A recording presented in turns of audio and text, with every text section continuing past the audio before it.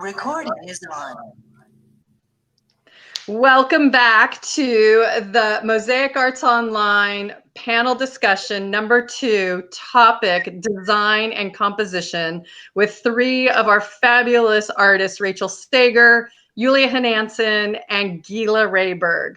And what we're bringing you today is a little bit of an abbreviated version, obviously not live, of the 3 artists wanting to continue the conversation by answering a few more of the submitted questions we were not able to get to on our original panel.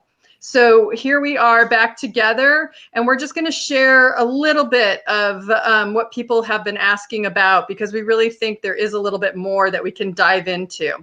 So to start the conversation, I will be asking questions of each of the artists, and if they don't feel like they got the answer, then maybe they'll, pop it over to one of the other ones. So we're excited to have everybody back here, and thank you everyone who did see our first panel on color, and now our second panel on design and composition. And as you can see, they are here at our YouTube channel to refer back to, just like you can in your Mosaic Arts online courses. So to get started, I'm going to just jump right in. And my first question goes to Rachel. I would like to know how one can bring scale into design, how best to depict objects near and far and create a visually appealing gradation. Well, this is a very Mosaic specific question, right, girls? I would say we all agree on this probably. The simplest way for scale, like if you're doing a landscape, is to change the size of your tessera. If you're looking far away, you make the pieces much smaller and, slowly move forward and, change the sizes. Yeah, that would be a very simple way to, that whole tickle the eye thing that you're trying to do with Mosaic. The more complicated it is farther away, the more blurry, I guess. Is that the right thing to say, blurry, but just less in focus farther away. So gives a farther away effect. Thank you. All right, Yulia, how do you begin a design if you can't draw? Are there certain principles to consider in making a design, or do you just go with your feelings?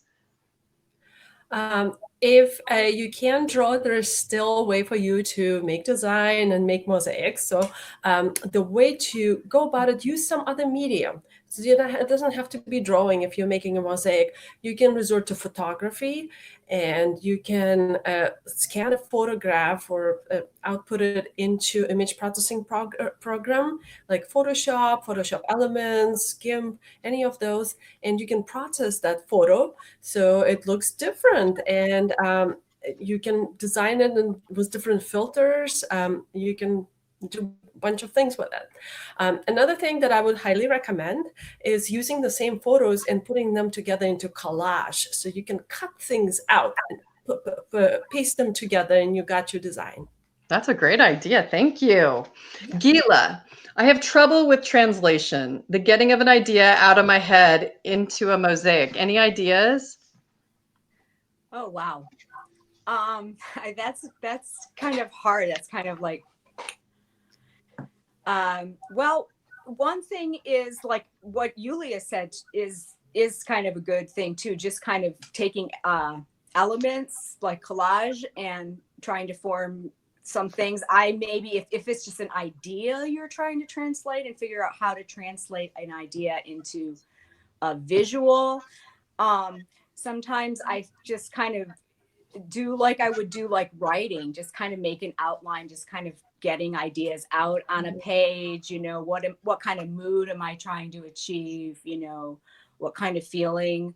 And just probably I do a lot of just thumbnail sketches, just real quick. They don't have to be detailed at all, just to kind of get an idea out and to try to draw it in a few different ways, but really simple at first, before you're not even really getting into all the detail, but just kind of as an outline. What other things? I'm not sure who else has something to say about that. I agree with you on that one. Sketchbooks, manifesting through words, possibly. I talk to myself a lot. Don't we all? We're all our own best friends. Yulia, anything on that one? No, it's okay. No. Yeah, no, it's good though. I think what Gila is saying is it can evolve too. You can start with those simple thumbnails and it can evolve. It doesn't have to be what you draw is your answer. It always can evolve. So, okay. So Rachel, this is kind of great because this is sort of part of your course, Intuitive Composition. What are the top 3 important elements for a successful design or composition? I might want to pass this to Yulia, although I will say something. I am going to say something about it, but I think for me, balance might be the first word. There are quite a few elements that I go through in my course. Balance, rhythm. Well, back to balance. Balance is, is really about the where, because we talk about composition being the where. Where are you putting the things that you want to be communicating, whether they're focal points or, representational images or emphasis of things. Emphasis actually is another word for, or another one of the elements. But I would say balance, rhythm, which is the way that the viewer experiences the piece, how their eye moves through it, and then unity, which is kind of a similar thing to balance. I don't know what you think about that, Yulia, but unity is how everything kind of works together and do all of the different elements talk to each other to make a cohesive whole for the viewer to experience. So I think you have something to say about that, right? Yeah, so I could add to this. So the 3 most important elements of design to me are the idea, so the concept that you have. I should have said that. I should have said that. I think we know about it, right? So the idea is definitely important. Also, the relationship between the elements. Some elements could be the main elements, and how the lesser elements supporting that main element that will emphasize the idea of your design, and also the clarity of expression. So I'm thinking, as an example, I would give you the mosaic from Pompeii, the Cave Canem, which is the dog, and it says beware of the dog. So the image is the dog positioned diagonally, and it's trying to jump at you. So it's very, kind of a big warning. And then there are letters that are supporting that statement. Nice. No, that's a great way to put it. Okay, next on our list, excuse me, actually does go to Rachel. Do you lay out design before starting? How large an area do you cover at one time, considering mortar doesn't stay fresh for very long? I only work a few inches probably at a time when I'm laying mortar, unless I'm working with some really big pieces for whatever reason, whether it's like a big piece of metal or something like that. But the first part of the question was, what was it? What do you lay out your design before starting? I do. I like to say that I lay out the bones of the design, or the architecture of it.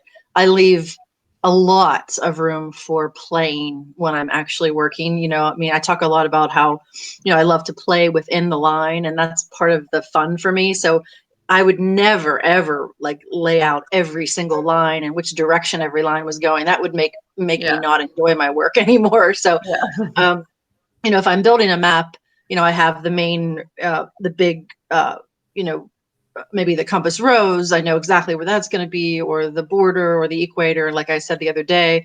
And then all the spaces in between, I leave lots of room for serendipity. Yeah. So I don't know. I'm not sure if there's a percentage, because every piece is different, That makes sense.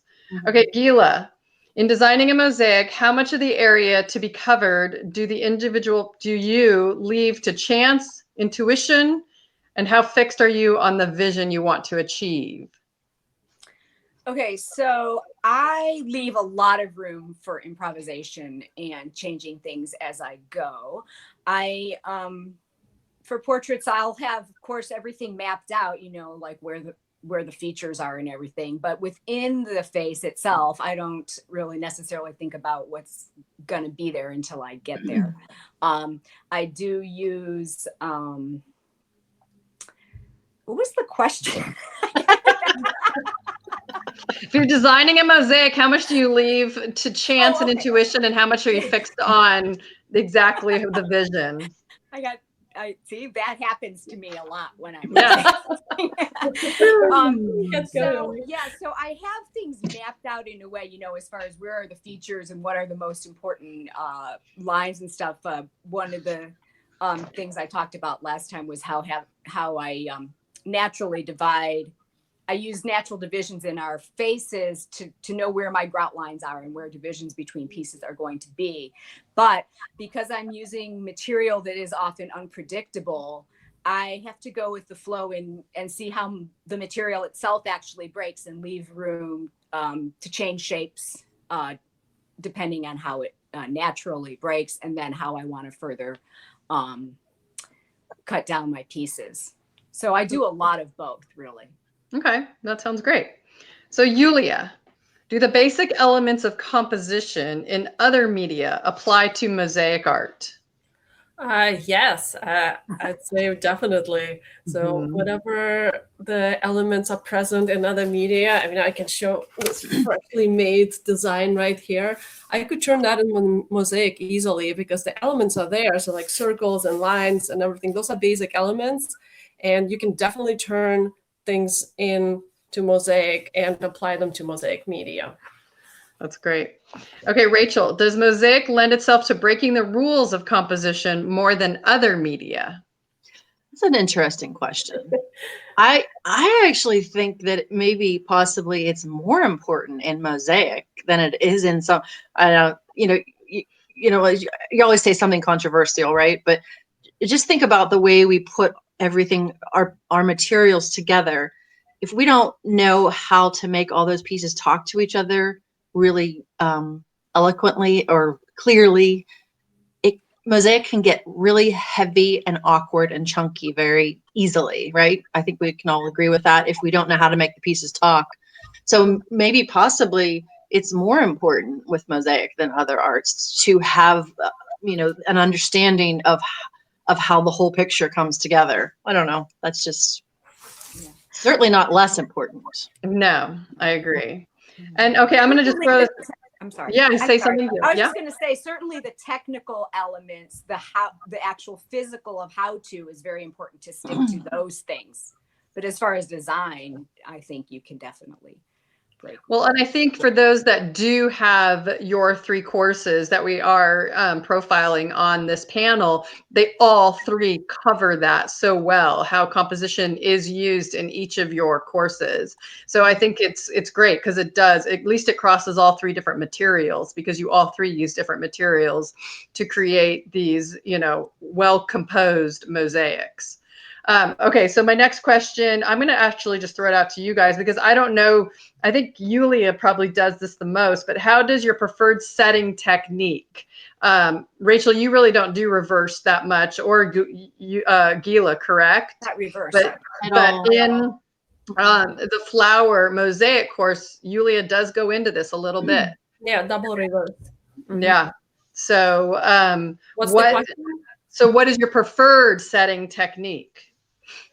To be honest, I prefer to work directly on the board and just glue pieces as I go. That's my preferred technique. But sometimes to either speed up the process or to work with photorealistic image, I implement the double reverse technique. So that's my second favorite. But normally I would prefer to just working directly because it's just the most satisfactory way of making a mosaic. And Rachel and Gila, same? Yeah, I agree. I like direct. Yeah, I mean, I don't really work with anything except direct. So yeah. That's it. Okay, all right, so this one will be for last conversation of color. Yulia, based on the last conversation about color, how do you think about color as part of the design? What has primacy, color or other design elements? How do they interweave? I think I view them together because sometimes I work with just shapes, for example, petals in the flowers, or if it's an abstract composition. So it's just a shape. So to me, if I envision the shape, it's always in color. Whether it could be just white, it could be just black, or it could be something else in color. But to me, those 2 concepts are quite intertwined with the how big of the part of the design the color is to me. I think as it comes to the final composition, I think both are important. But sometimes, sometimes you want to put a little color, just a little tad of color that is not everywhere in your composition, and that will stand out. So at that point, the color is more important. And that's what Spilimbergo is kind of famous for, right? Putting that little extra red in the blue or something like that. Oh, the optical mixtures, yeah, they do that a lot in modern mosaic. So it's a way of creating a different color when you have two separate colors, and then you mix the third one through optical mixture. It's just like your eye mixes it for you. Yeah. Okay. We don't want to go off too much on that tangent. We're going to fall off. All right, Rachel, can you talk about the importance of white space or empty space in a mosaic design? I use that a lot. I think we might have mentioned this the other night too, a little bit, that this art is so, it's all about the pieces, right? There's so many pieces, and that can be very complicating. We use that phrase tickling the eye, which, the more pieces that you use in a mosaic, the more interesting it's going to be for the person. But at the same time, there's a lot going on, and your eye needs a rest. Gila, I think you were the one that said that. Your eye needs someplace to just rest for a while. And the easiest way in mosaic to do that is to create the tessera that aren't there, right? Whether you use thin set mortar and smooth it out, or make it textured, or paint, another medium, that's not mosaic. But I use that a lot, and I find that it's an art element in itself. It becomes an element in itself, the negative space. So it's not, sometimes I'm a little bit afraid I'm being lazy when I do that, because, that's that much less work you have to do in a piece. But I'm very careful to not use it for that reason, and to use it for specific reasons. That makes sense. No, I think it's a good design element to be used. Okay. Gila, could you talk about focal points?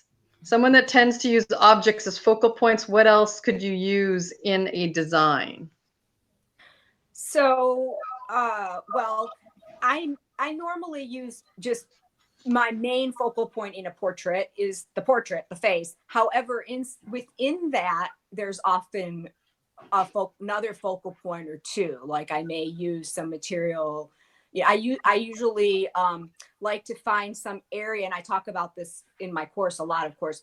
I like to use larger pieces in certain areas. There may be a part in a forehead or a cheek or a nose or something where there's a lot of surface that you can use a larger piece or something. So sometimes just changing the size of the tessera can be another focal point, or just putting another object somewhere off on the side of an image, rather than, like I could have one main image, and then in the back there may be something there that catches your interest, and it's a secondary focal point. That's a great question. Great answer. I could add to it if you want. Yeah. Yes. So I also wanted just to add on that in large scale work, if you're working large, you should have several focal points because of the angle of view that viewers have. So we only are able to see what's in front of our eyes. If the work is really, really large, you won't be able to see other things around. So you want to kind of partition your focal points, just break down the whole composition into multiple compositions. Yeah, no, that's good. And your Under the Sea one you did a couple of years ago at the library is a great example of that. Yeah, really good. Rachel? Yeah, I wanted to say something about that too. There's a real trend. I hate to use the word trend, but that's the only thing that's coming to my head right now, of using a natural stone as your jumping off point in a contemporary mosaic. And that's beautiful. I love that. It's one of the things that, I've done a lot of that myself, and I love to teach that. But it's just interesting to think about, because we were talking a little bit about the old ways the other night too, and the classical mosaic. And one of the calling cards of the classical language is that all of the tessera are anonymous, They're all the little cube-like shape, all of them, right? If you look at any of the old classical Romans and Greeks, it was all about making the pieces kind of disappear in order to celebrate the image, whether it was Christ or an angel or a rabbit or whatever it happened to be. And we have a different way of doing things now. We can obviously work in the classical way and use only anonymous tessera, but now that we have more freedom, we can showcase one beautiful piece of geology as a focal point, and then use that as we react to that with all of our other tessera. And again, there's always trade-offs. Sometimes you get so caught up in the beauty of that gorgeous piece that you kind of just use that to be the focal point too much, in a way, because all the other things matter too, because it is a composition. All of the background stuff matters for that focal point. And I think that if the people who are using these beautiful pieces of geology as their focal points can focus a little bit more, and all these 3 classes that we teach, I think, can help you get over that hump of not relying just on the focal point. No, it's a really good point. I like what Gila had to say about that. Like, if you have the large piece, you can also have like smaller pieces around mini focal points. Right. Yeah. Yeah. No, I think you guys have like nailed that one. That's really good. All right. So I'm not sure who wants to answer this one, but how do you balance the need for detailed plan or spontaneity as you begin a piece? Some of you do start with a design like Yulia does with her flowers, some don't, and a portrait, where Rachel, you don't always start with a specific design. Gila, Yulia, anyone? How do we balance the need for detailed plan versus spontaneity? Well, okay. So like I said, before, just a little while ago, I have my plan of the face. And then within that, I am allowing for spontaneity depending on the cuts, and also just the rhythm of the piece is very important, and the way it's going and what happens for me. So I always encourage my students in workshops not to lay all their pieces down and then start, and like to get one little area, a few pieces, be sure you really like them, and then put them down, and then commit that, and then continue to work from there. Because what happens sometimes with people, if you start to lay out your entire design first, and then if you try to cut to fit, as long as everything's still wobbling, you're never cutting to fit. It doesn't fit when you actually go to put it down. You're going to have to fix it again. So you end up doing your piece 2 or 3 times, actually, rather than being satisfied with one section and then go for it, because you can always change it out later if it's not working. Anyone else? I mean, from my experience of teaching live, it always ends, unfortunately, when you try to lay everything out without being glued down or mortared down or whatever, because it never goes back where you want it to go, ever. It's a physics experiment every time. Plus, I think just as an artist, our spontaneity of the first time is exciting. There's an excitement there. So when you put it down and then you try to move it around and then rearrange, you lose some of that excitement. And also, speaking about like the detailed plan, to me, the mosaic is final product. So I don't always have a detailed, like a super detailed plan when I work on a mosaic, because I want that spontaneity to take place to finish and have a fresh product. Yeah. And there's something I think that you connect more that way, because it's like how you felt during the process versus you had to like get it all down. And then if it's down and it's not glued, it's like, oh my God, I got to do this again.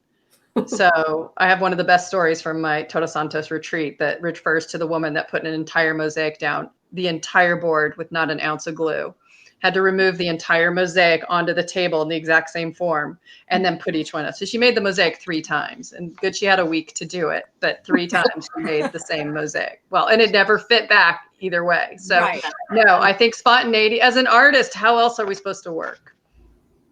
Spontaneity is very important. So that's my contribution as the moderator. So if you follow the very detailed plan of something, then you're not really creating a mosaic original, you're making a replica of something. Exactly. So We are not machines different. at all. We are speaking from our hearts and our souls and our hands sometimes do the people do work. recreate replicas. Sometimes, it's like in the subways, if you have a painting, you're not going to hang it in the subway, so you can recreate that. Right. For us, when we do our own artwork, then it's spontaneity really matters a lot. And in some ways, it seems like we're contradicting ourselves by saying spontaneity, but you have to give yourself some kind of a toolbox, right? And some kind of knowledge in order to let yourself be spontaneous successfully. For sure. And that comes with years of practice, which, Right. we all have. And we'd like to, just share our knowledge with everybody else that maybe is on that journey to get their 20-year belt. Okay, we just have a couple more questions. Once you understand the underpinnings of composition theory, what are the modifications you need to make when working in mosaics? And why don't you all take a stab at that? Because we just have one more question after that. Can we say it again? Once you understand the underpinnings of composition theory, what are the modifications you make when working in mosaics? Is there even modifications? Composition's kind of composition, so maybe there isn't really modifications. I just don't see the. I think of it kind of like reading and playing music. We learn the language, the design elements, all of the things that are important to know.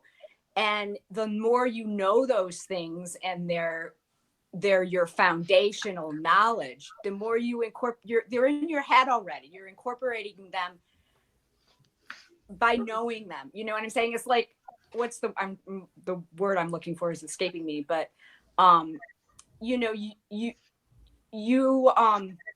integrate those things into your being. They're innate. So you're not thinking about them constantly. They're just coming out of you because you know those things.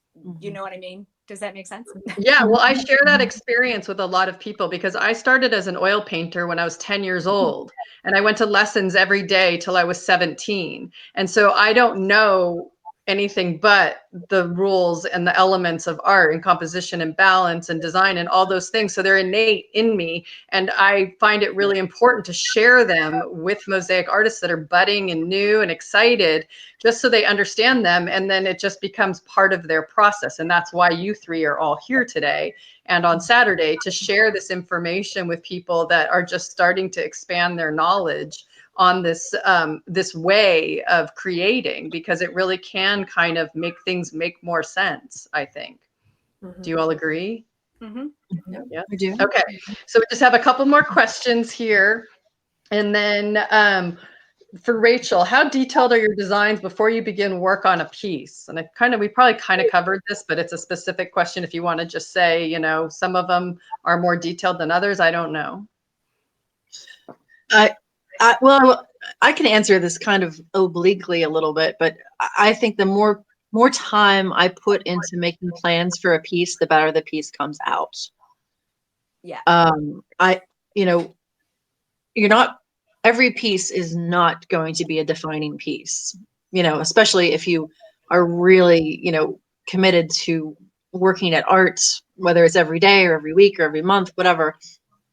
They're just not all going to be good. That's it. They're just not. I'm looking at one right now that I'm very unhappy with. You want me to show it to you? Yeah, give them some examples. Nothing like the COVID piece. So this is like 6 months old. It's not even old. It's not COVID. This is pre-COVID. It's terrible, and it's because I put no thought, and I was in a bad headspace, right? And sometimes bad headspaces can be really good times to start art, but this particular one was not. Tami, you might actually think it's really funny and fun because it has chickens in it, but I started out with this wonderful piece of gold, which I just loved it. I love the idea of leaving one of these Orsoni, 4-inch pieces whole, and I just wanted to mess around with it. But I just put it on there, right? I mean, it's in the right spot, possibly, for, compositionally. It's in the third area. Yep. But I just started, and I just started working vertically with color, and I wasn't inspired, and it shows. There you go. There's some chickens in there. They're not even mosaic. Chickens in there. So that. What was I saying the other day about Rachel's folly piece? This is Rachel's folly too. We all have them. I have them. I love to focus on my those kinds of pieces, especially for other people, because that has to happen sometimes. It really does. You have to have those things that you put in the cupboard and don't want to show people, because they're not going to get you to the next piece that you're so happy with and that other people love too, So. And you probably wouldn't put a 4x4 piece of gold in any other piece again, unless it's massive. Unless it's massive. Yeah, the piece was too small. There's so many things wrong with that piece. Oh my gosh. But that's okay. Those are such learning tools. I never ever see these mistakes as failures. I mean, they're stepping stones. I could go on for hours when I started. And that was just 6 months ago. It's not like that was 10 years ago, It's okay. All right. So this question is for Yulia. Always interested in hearing more about shadows are created for nature. Selecting the shade darker is a challenge. Any tips? Yes, I could give some tips on that. When you work with stained glass and you try to imitate the photo, of course, the photo has 100 colors in it, but in stained glass, you have to narrow it down to fewer colors. So I would always recommend people build a little gradient for themselves. So you can have 3 lighter tones, 3 medium tones, and 3 darker tones. And also look at your image that you're working with. So if you have more darks in it, have 5 different darker tones in it, and it will be easier to work with them. So it's not just one dark color you're dealing with, and you need to apply it everywhere. This way, you'll have a choice of better gradient, 5 colors. That will be easier to work with. Oh, that's great. Anybody else on shadows or gradients? No. Okay. That's good answer. 2 more questions. This one's for Rachel. I heard you say you cut your tessera into many sizes to use throughout Mosaic. Do you ever cut this way and create without knowing your andamento to plan to use? Sometimes, definitely. I have a style of andamento that is comfortable for me, and I use it a lot. And it involves those many different sizes. So a lot of times it's, I use 5 as a starting point, but maybe it could be a dozen different sizes really when you come down to it.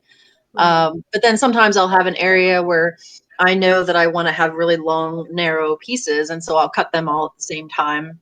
I'm not somebody who cuts everything up ahead of time, then has it all ready.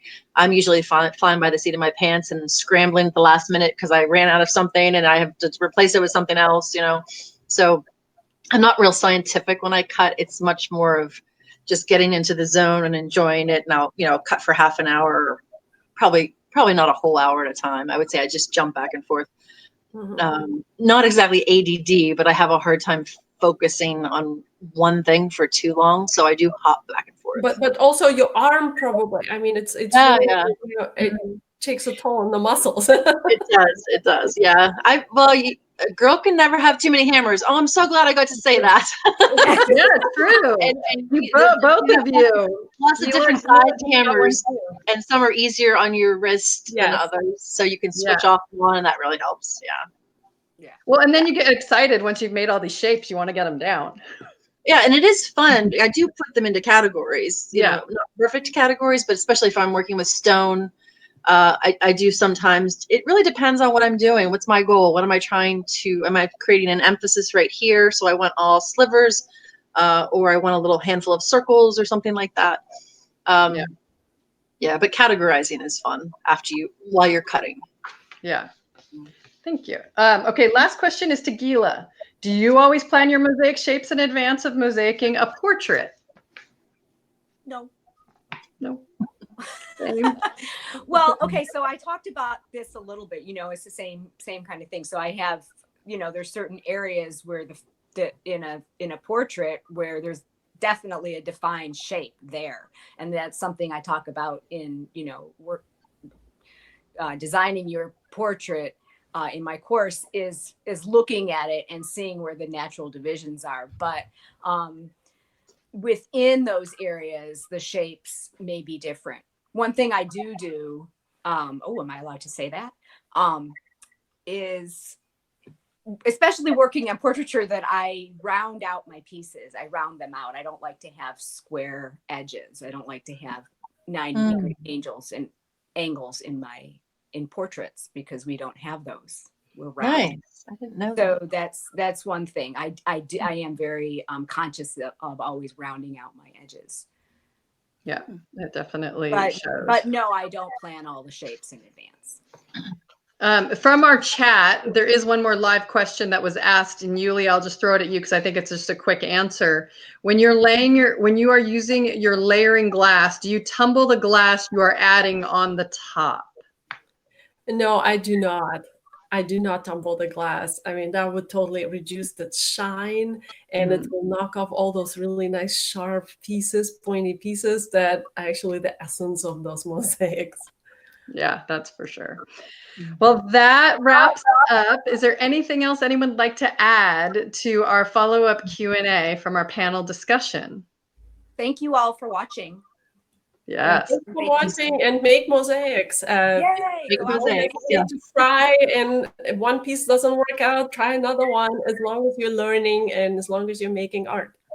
Yes, and that can't come across enough, to just continue to practice and experiment.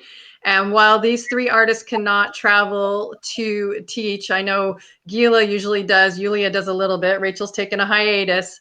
These guys have some amazing content in their courses that can take you very far, and you will have it forever to refer back to as often as you like.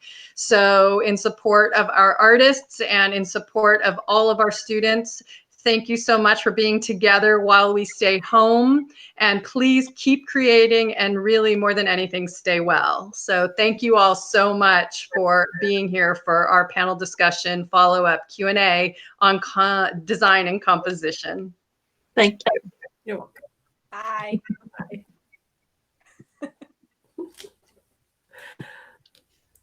Bye.